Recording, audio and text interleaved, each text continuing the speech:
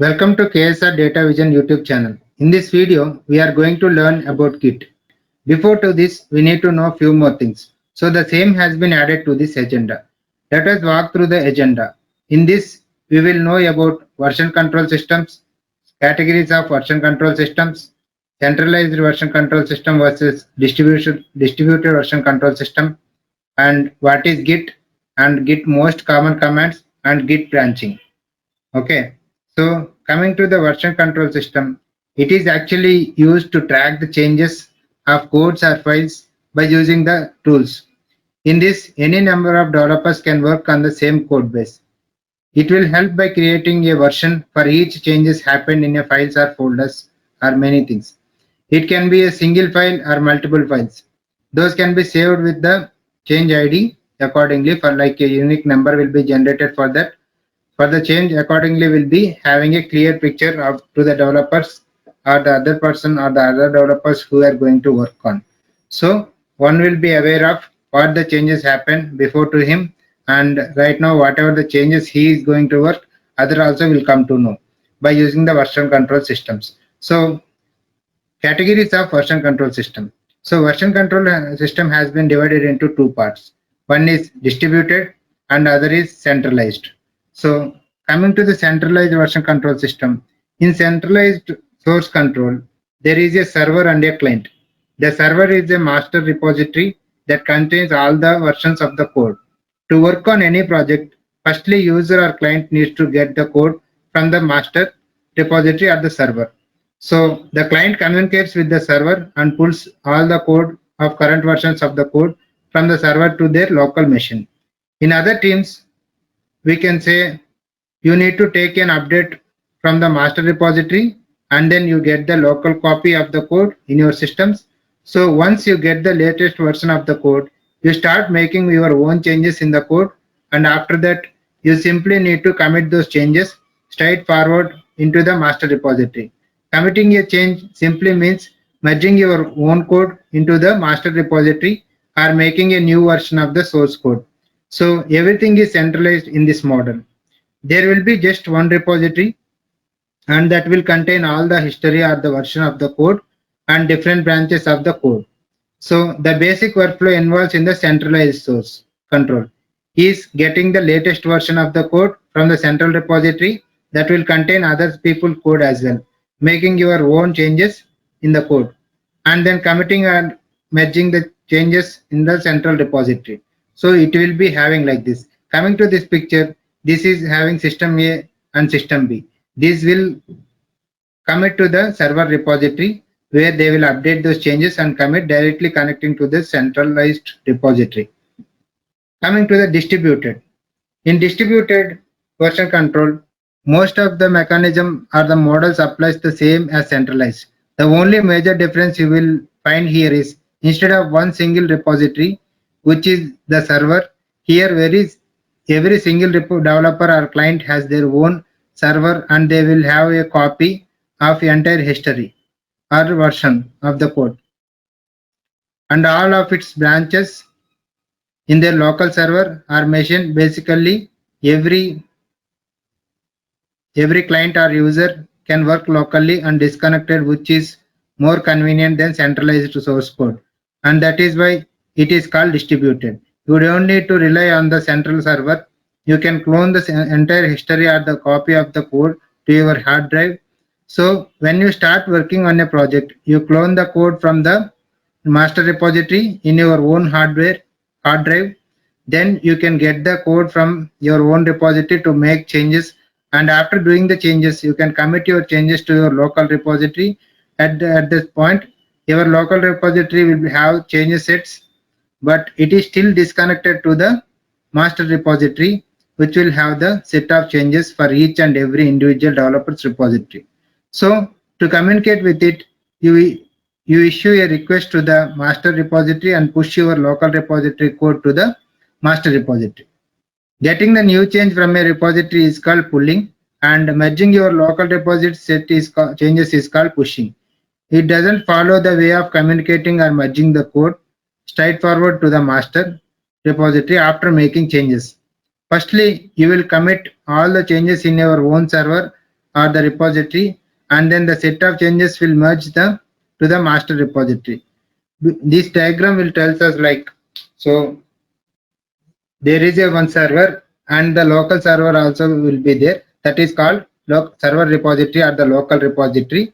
And whenever in this distributed version control system, we will create one local repository accordingly, and we will commit those changes first to the local repository, and from there we will push to the centralized. In this, no need to connect every time to this server. Developers can first add those changes, and then they can work with offline, and then they can connect to the server repository again. So later coming to the Git actually it is a tool that is used for source code management. What kind of version control system Git is using? Git is actually using the distributed version control system because it is having the local repository inside it in our machine, and we will do the changes and we can push it back again to the central repository or the remote repository. So it is a free and open source version control system. Yeah, it can be used to handle large projects as well efficiently. We can track as many changes happened in the particular commit, and there will be not needed to connectivity of the central repository every time. Whenever you are going to interact with the centralized repository, then only we'll have the connect to with it. And losing work in the projects is very hard, in the sense it will not make us to lose any like data or the changes tracking that is happened.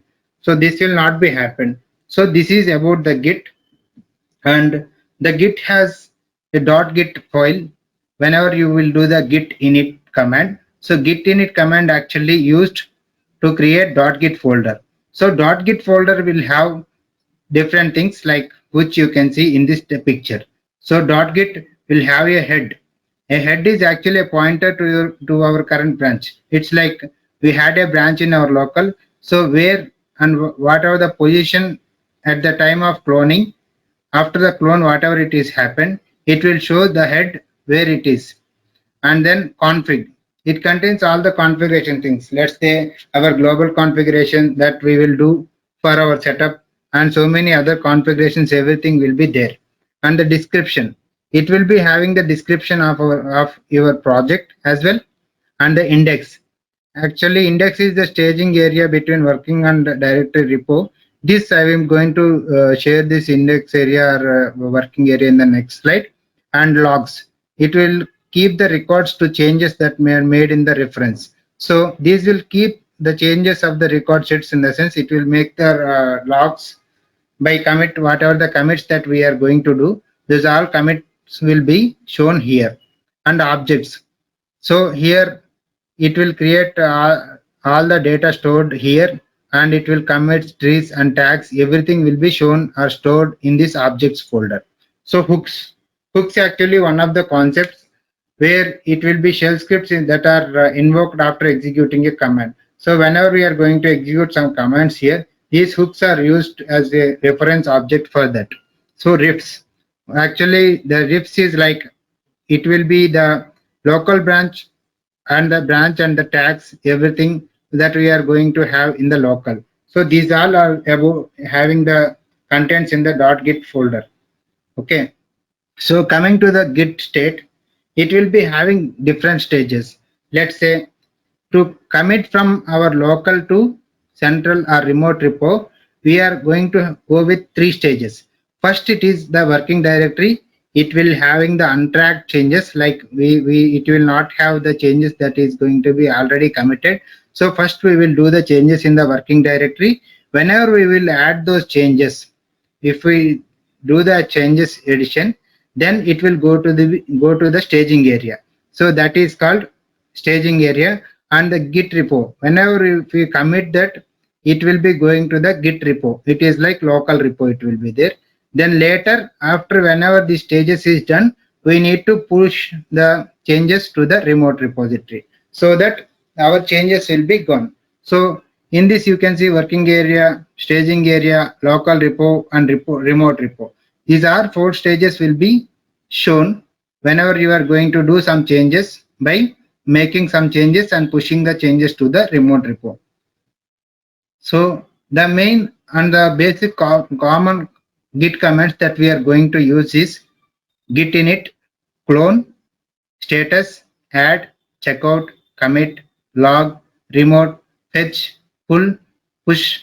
And before to that we will use with Git. Let's say init is there, Git init we will use, and the clone is there, Git clone and the URL of the remote repository. So for every command there is some specific function about it. So I am going to teach you that functionality as well. So that will be in the next slide. So here coming to this slide, what init will do? Whenever if you take one local repository and if you want to do Git commands, there should be one .git folder. So for that you need to create one .git file. So that is with the command like git init.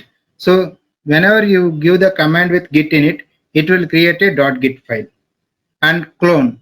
Actually, if you want to clone the repository of from remote to your local, it's like if you want to take a copy of our central repository or the remote repository, then we will use the command of git clone and the URL of the repository. Accordingly, the other one is like status. So git status, actually it is one good command where very frequently we'll use.